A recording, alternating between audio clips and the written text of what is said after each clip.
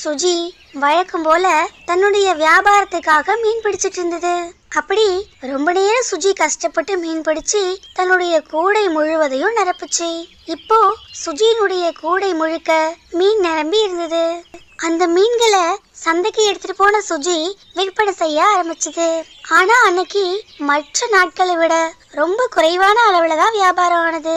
அதனால அன்னைக்கு சுஜிக்கு நிறைய மீன்கள் மீதி இருந்தது.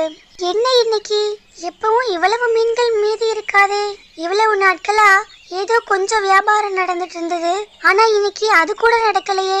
இப்படியே போனா எப்படி நான் என் குடும்பத்தை காப்பாற்ற முடியும்? கடவுளே, நீங்க தான் எனக்கு ஏதாவது ஒரு வழியை காட்டணும். சரி, பரவாயில்ல. என்னுடைய மகள் ரொம்ப நாளா ஏதாவது உணவு சமைச்சு தாங்கன்னு கேட்டுட்டே இருக்கா. ஆனா என்னால அவளுக்கு எதுவுமே செஞ்சு தர முடியல. இன்னைக்கு மீந்திருக்கிற இந்த மீன்ல கொஞ்சம் மீன்களை என்னுடைய மகளுக்காக சமைச்சு